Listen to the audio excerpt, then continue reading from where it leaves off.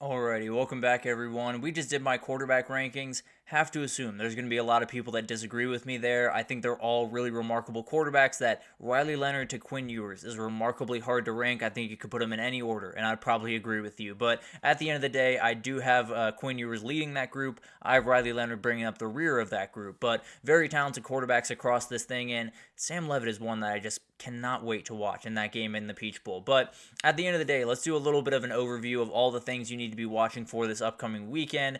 Let's start with some storylines. We'll go through all these games and all of these segments. We'll go through all the games and break down the biggest storyline, offensive player to watch, defensive player to watch, that type of thing for all of these games. And we'll start with the storyline tonight. It's Ashton Jeanty running to history. Let's be totally honest.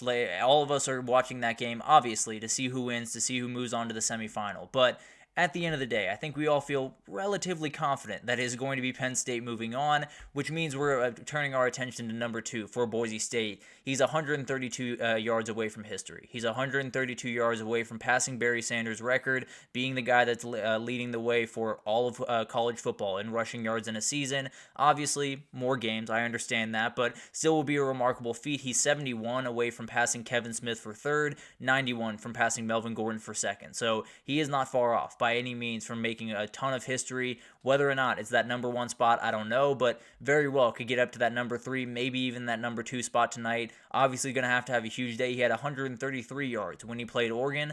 That would be absolutely perfect this time around. If he could get to that number, then he would have the record, and he would go down in history as one of the best backs that we have ever seen.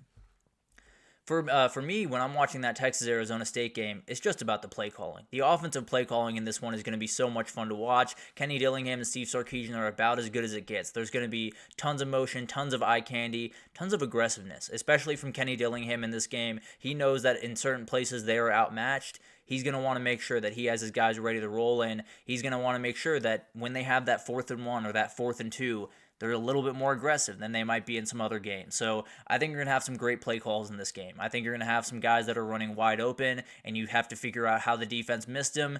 It's just because these guys are that good. It's going to be awesome to watch this one unfold, and just for fun, you have one of the best defenses on the other side for Texas that Kenny Dillingham is going to have to deal with. Then you got the Ryan Day question. The reality is, it sounds like Ryan Day is safe. It sounds like he is not getting fired. It sounds like he wasn't getting fired if they lost to Tennessee. There will still be questions. If they go down tomorrow, every Ohio State fan and their mama will be yelling at the TV saying, fire this man right now. We do not want him as our coach going forward. Whether or not they'll get that, I tend to believe they won't. But at the end of the day, it is going to create questions around Columbus. He cannot lose this game, as crazy as that sounds. He cannot lose the Rose Bowl against the number 1 team in the country if he does not want his fans breathing down his neck.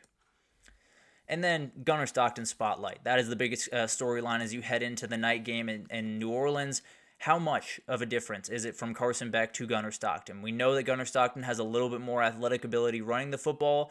We also know Carson Beck is very, very confident in this offense and does such a good job going from read to read, making sure that he executes the offense in front of him. Gunnar Stockton might be a little bit less comfortable doing that. So this is going to be a huge moment for him. This is going to be a huge moment for Georgia because they win this game. They move on to the semifinals with still a shot to win 3 titles in 4 years. It would just have to be their backup leading the way this time. Offensive players to watch. Nick Singleton is so hugely important. We talk about Ashton Jeanty all day long, and we can do that for as long as y'all want because I love talking about Ashton Jeanty, but the reality is Nick Singleton could take over this game as well. He's a very, very talented running back for them. Probably one of maybe the best that Boise State has faced all year. Jordan James would give him a good run for his money, but I'd lead Nick Singleton in that matchup. I think he's hugely important for the rest of the season for Penn State. If they're going to make a run to the national title, possibly win the national title, they have to open passing lanes downfield. This is the way you do that, is getting that run game going with those 2 very talented guys, Nick Singleton and Kaytron Allen. I tend to believe Singleton will lead the way just a little bit more. For Arizona State, the big question is those wide receivers. We talked about Melquan Stovall, how he has to make some big plays.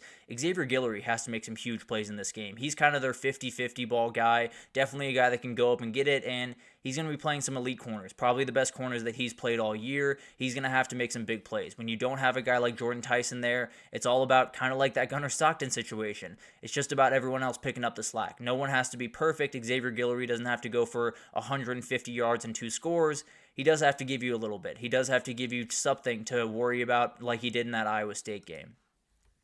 Noah Whittington for Oregon is a guy that I think is hugely important. And it's not necessarily like I think he's going to get 30 carries in a game and go for 125 yards and be the story of a football game. I do think he's a guy that can change the game in a second. I do think he's a guy, especially on kick return, that can be your down 7-0 1 second, you're tied 7-0 the next second, then you have all the momentum on your side. He is a momentum changing type running back. He can be in on third down. He can catch passes out of the backfield. He can return kicks. He can do everything you need him to do. And if Ohio State lets him break one loose, it's going to be really, really hard to stop this Oregon offense overall. Oscar Delp is a guy that I think is hugely important. Gunnar Stockton needs a security blanket. One way or the other, he's going to need a guy that he can just find that number, throw the ball in that direction, and trust that guy to go make a play. Oscar Delp has really been that guy down the stretch of this season. He started to make more and more plays throughout this season, and he's a really talented blocker. He can also go out and make plenty of plays. He's very, very talented, and you're going to need those tight ends to step up a little bit more than they really have all year. I think number 4 is going to have to lead the way in that category. For defensive players to watch, Sai Oladipo, very, very talented player for Boise State. He has 6.5 sacks from the safety position. That's absolutely ridiculous. So he's going to have to be the guy that flies down to the line of scrimmage, get those running back, get Tyler Warren on the ground, definitely fly downhill for a big-time stop on 3rd and 4th down. Maybe, just maybe, get a pick in this game. But the reality is you're going to need someone on that back end to kind of hold everything down because you're going to be blitzing a lot of different people in this game. Sai Oladipo is going to be one of those guys blitzing, but he's also going to be one of the guys that has to make sure this back end is fully ready to go before all those guys come down to the line of scrimmage and blitz 6, 7 guys. And then you might have a little bit of opening on the back end. He's the guy that would get everything in order before that would happen.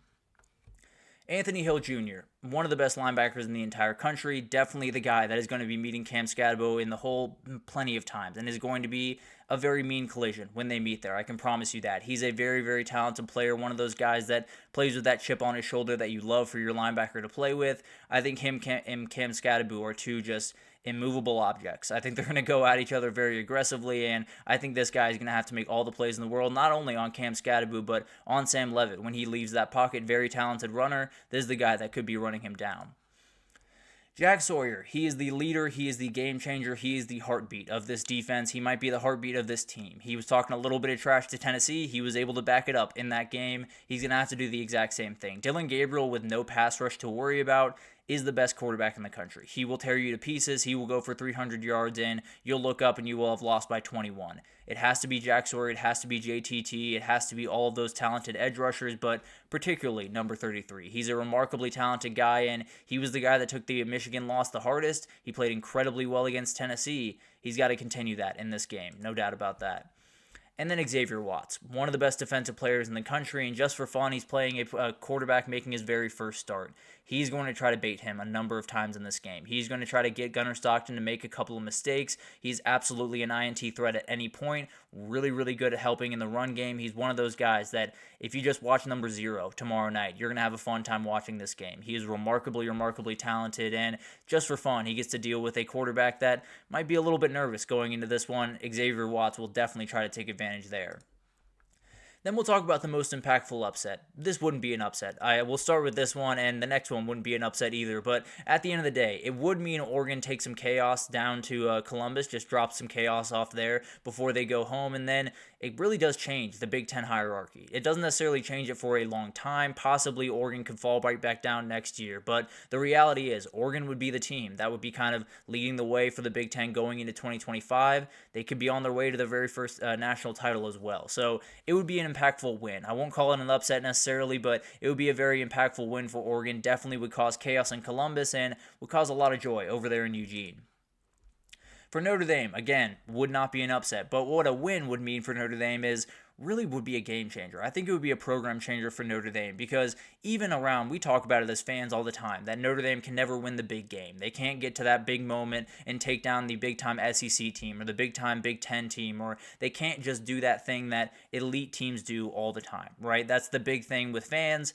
That's the big thing with recruits. You'll find that a lot of recruits will kind of mirror a lot what the fans think throughout these processes. So Notre Dame beating Georgia, Notre Dame being able to say, we beat the big dogs, we are moving on to play Penn State or Boise State with a title very much in reach. A lot of recruits will start changing their tune about Notre Dame. Now, Notre Dame's advantageous place to go. Not necessarily saying recruits are avoiding that place by any means, but it absolutely will be kind of a changing of the tide, and will probably put Marcus Freeman on a huge success path going forward over the next 3, 4, 5 years over there at Notre Dame. Arizona State. This could change the way the Big 12 operates. I think people don't fully understand how good Arizona State can be, how talented that state is when it comes to recruiting, and how quickly they can get into Texas. They have some really talented recruiters on that staff. Brian Carrington probably the main among them that can go into Texas and get all types of players. If they win this game tomorrow, if they beat Texas, if they can say that we beat the team that just won the Big 12, walked off to the SEC, if they beat them, the rest of the Big 12 is going to be playing catch-up, especially with a guy like Kenny Dillingham as the head of that program. It's going to be a total changer for the Big 12 going forward. This would be the team that you would have to watch for to take over the Big 12 for the next decade. Very talented team. As long as Kenny Dillingham is their head coach, if they win this game, a lot of special things could happen in Tempe pretty quickly. And then Boise State. This would be the one. I think we all understand that. The Ashton Jeanty legend would continue to grow tonight if they were able to get a win. The Penn State questions around James Franklin would become more and more real, and it could be a real change to the way the CFP works going forward, because there has been a lot of questions. There's already talks about them taking away the auto buys for a lot of these teams. Boise State wins, then maybe they'll start to rethink that just a little bit more. Maybe they'll say maybe they do deserve that little bit of a bye. But at the end of the day, going to be a really fun game, and I think this would probably be the most impactful from a number of different perspectives of the upsets that could happen. And then we got to talk about injuries, and we'll start with the one tonight. Not a ton to speak of. I'll be totally honest. Penn State is going to be without Bo Parabola, obviously, in this game. And then Boise State will be out without Sire Gaines, who's kind of the backup running back for Ashton Jeanty. Probably wasn't going to get a ton of run in this game if I had to be honest. But at the end of the day, it's going to be all Ashton Jeanty. It's going to be all number 2 pretty much every single play. So maybe that will wear him down just a little bit faster than it has in other games in the past. I tend to believe it won't. But at the end of the day, that's something to at least watch out for in this game tonight. And then tomorrow, for Texas, Isaiah Bond should be a full go. It sounds like he is ready to roll for the first time really in a month, that he's been really a full go, not like any restrictions or anything. Cam Williams is probably unlikely to go at right tackle. He's working out, trying to see if he can go, probably a game time decision. I'd be a little bit surprised if he was going at right tackle. I think it will be Trevor Gooseby. Played incredibly well at right tackle the first time around. Obviously a very talented guy. Definitely can step in and play some really good football. No doubt about that, but definitely something to watch at that right tackle position. For ASU, Shamari Simmons will be out for the first half with a targeting call, but other than that, not really a ton to speak of. Obviously, Jordan Tyson won't be in this game, but overall, nothing really new for Arizona State in that category. For the Rose Bowl, Ohio State's O-line injuries have been well documented at this point. There's not really anything else out there. There's obviously some nagging injuries around that team, but overall, the offensive line is the one you're going to want to watch. And then for Oregon, their offensive line, Marcus Harper should be back at right guard, should be fully healthy at right guard for the first time in quite some time. He's been having nagging injuries really the entire year. He's been able to find his way back to the field and obviously will be full health for this one. Absolutely huge for that offensive line. And then a couple other nagging injuries around, nothing necessarily serious or anything that will keep players out of this game for Oregon. And then the one at night, obviously the Carson Beck injury for UGA and the Riley Mills one have been very well documented. Benjamin Morrison also for Notre Dame happened earlier in the year, but will be a big impact in this game. One new one is Roderick Robinson, the running back for UGA, will take a little bit of depth out of that running back room, so it'll be a little bit more Trevor Etienne, a little bit more Nate Frazier. Definitely something to watch. Roderick Robinson's kind of the punisher of that group. If he's not out there, then maybe you need someone else, Branson Robinson, possibly to pick up the slack in that category. But it's going to be awesome to watch all of this unfold. It's the quarterfinals of the CFP, the 12-team playoff, and we'll get to figure out if Rest or Russ is the winner. We'll get to figure out if Boise State can keep that thing going. Biggest thing here is just enjoy these games. It's going to be really, really fun to watch all of this unfold. Don't let anyone tell you that Boise State didn't belong or Arizona State didn't belong if they lose. Don't let anyone tell you that the SEC teams would have made it more fun if they were in it. It doesn't matter. This playoff is going on. Enjoy these games in front of you. Enjoy the atmospheres that we're going to get. And I think we're going to get a couple of games that are going to be downright classic. So I wouldn't worry too much like we had to in the first round. I think there are going to be plenty of fun games. Enjoy it all. be safe tonight for New Year's Eve. But thank you so much for tuning in to the GSMC College Football Podcast, brought to you by the GSMC Sports Network. Your support means a lot to us, so please remember to subscribe to the show, leave a positive review. It does make a huge difference. Also, follow us on Facebook, Twitter, TikTok, Instagram, all the social pages for all the content and updates you could possibly need. We have great people covering every single sport you could want. I know college football is at the forefront of our minds right now, but plenty of other things to get into on the GSMC Sports page. So go over there. We have everything in the world of sports that you possibly need to be covered. But thank you so much for listening. Be safe tonight. Enjoy all the games tomorrow. I will be back on Friday to break down all the games for you, but I'll see you then.